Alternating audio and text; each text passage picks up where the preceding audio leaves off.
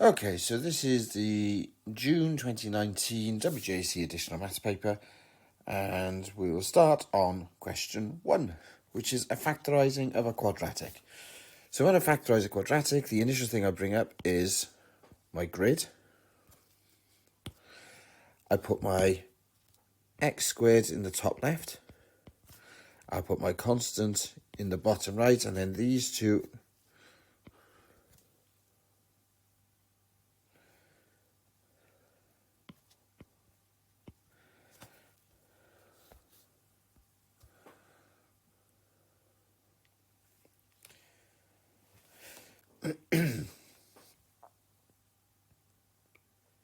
Okay, this is the WJC 2019 edition of maths paper, and we will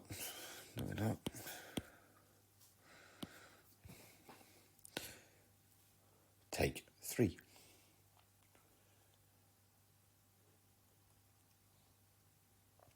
This is the 2019 edition of maths paper from WJEC.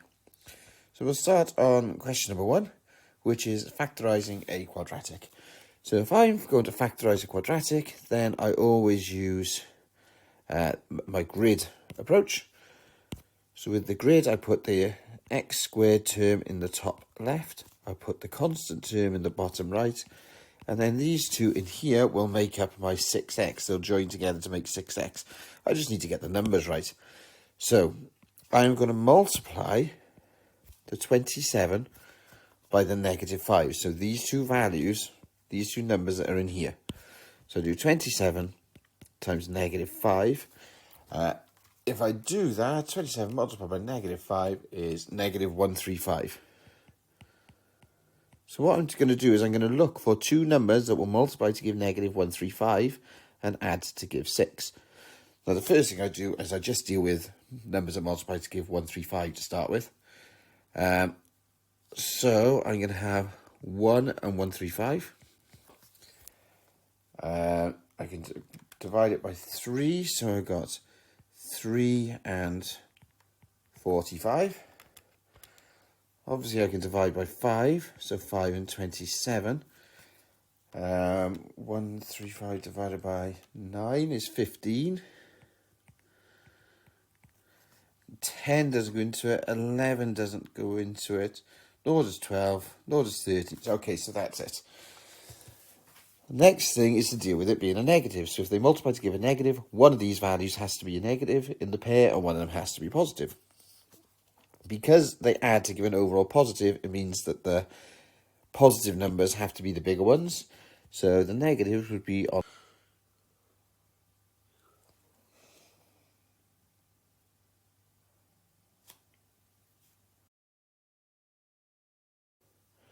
Okay, so these values can pop into my grid. I could put -9x in this one and plus 15x in the other one. It doesn't matter which way round they go. If you change the position, they're still going to add up to positive 6x. So now we're going to look at this top row. And in reality, I could look at the bottom row. I could look at this column if I wanted to. I could look at this column. But we're just going to start factorising. So if I took this row, because that's where I like to start, I look at the numbers 27 and 9. Both have a common factor of 9. And then the x's, we've got x squared and x. So x can come out as a factor. So now I can say that 9x multiplied by whatever number that is up there, whatever term that is going to be 27x squared. Well, 9 times 3 is 27, and x times x is x squared. Then I have 9x multiplied by this value will give me -9x. Well, that's -1. And I can say 3x multiplied by this value will give me positive 15x, which is going to be +5. And as a check, these two values should multiply to give -5, which they do. So happy days, I know I'm right. And now I can actually just write it as factorised form. So this will become the one side, 9x plus 5, multiplied by the other side of this grid that I've made, 3x minus 1. And that's it factorised. Part 2 says, hence solve the equation, and you can see it's the same expression as in this one, equal to 0. So I've already factorised, so I can put that, I can swap that in straight away. So 9x plus 5 multiplied by 3x minus 1 is 0. So I now have two expressions that multiply to give 0. So that must mean that either the 9x plus 5 has to be 0, because then we'd have 0 multiplied by something to give me 0. Or the other term, the 3, or the other expression I should say, 3x minus 1 will have to equal 0. So then we can have something multiplied by 0, which will give us the 0. So two little equations to solve. If I start with this one, I'm going to take off 5.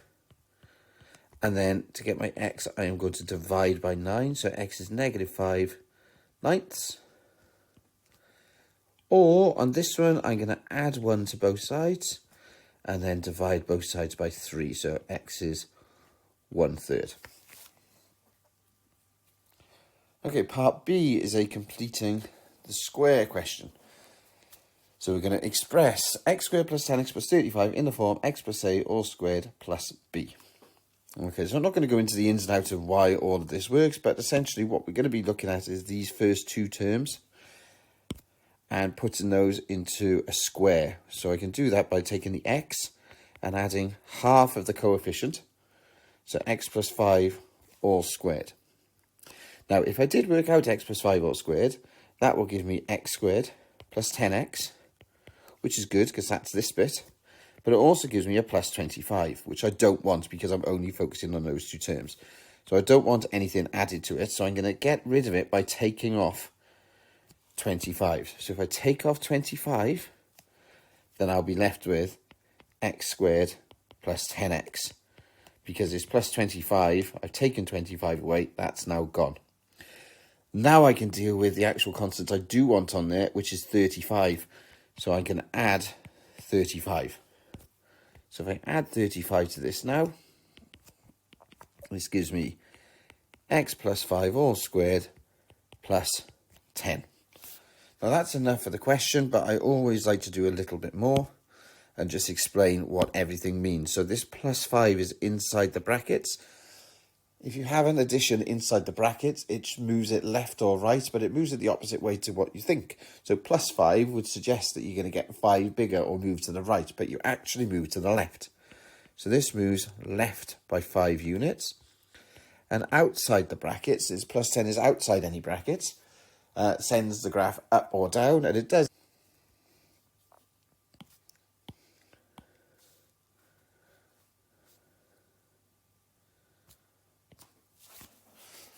Okay, so this is a basic y equals x squared sketch. Now what I'm going to do with that at the moment, this point at the bottom, this minimum point is at 0, 0, which is great. When I move it left and up, it's really easy to track. So if I move it left 5, it's going to go to about there. There's no scale, so it doesn't matter too much. So that's going to be at negative 5. And then we're going to move it up 10. So if we move it up to 10, we end up with that point there. And coming across here gives me 10. Okay, this then makes it much easier to see whether you have maximums or minimums. We can see in the next part of the question it asks for the least value. So the least value is the lowest point on this curve. It gets lower and lower and lower and lower and lower till it gets to this point, and then it starts going up again. So the lowest value is going to be this 10. So the least value is 10. Then it says, what is the least value of x? Oh, sorry, what is the value of x, I should say, when this graph has its least value? Well, at this point, the least value is 10. And it happens when x is negative 5. Now I always like to draw the graph out, because the more you draw the graph out, the more you understand what you're looking at. And that's question 1. Okay, so if we look onto question C, the first important thing that we have is that you do not use a calculator. Okay, so you've got to show all your process here. So we need to answer this question, solve by completing the square. So if we're going to complete the square, first thing we need is to have a quadratic equal to 0. So I'm going to take the 22x off both sides to leave me with x squared minus 22x. And I'm going to add 5 to both sides to give me equal to 0. Okay, then, in the same way as the last question, I'm going to focus on these two. So when I complete the square, that's going to become x minus 11 all squared.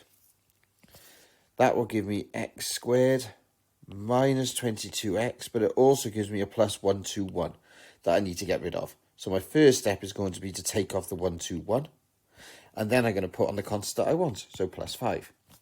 So that's what I'm going to do. I'm going to take off the 121, and then I'm going to add 5. So that's equal to 0. So I get x minus 11 all squared minus 116 is 0. Okay, now we're going to start solving. So the first thing I'm going to do is to, because the x is in this square thing, I'm going to get rid of the extra term, the 116, or the minus 116. Do that by adding 116 to both sides. Takes me to x minus 11 all squared equals 116. Okay, next thing, if I want to get into the x, I need to deal with this squared because the brackets are being squared. So I need to square root both sides.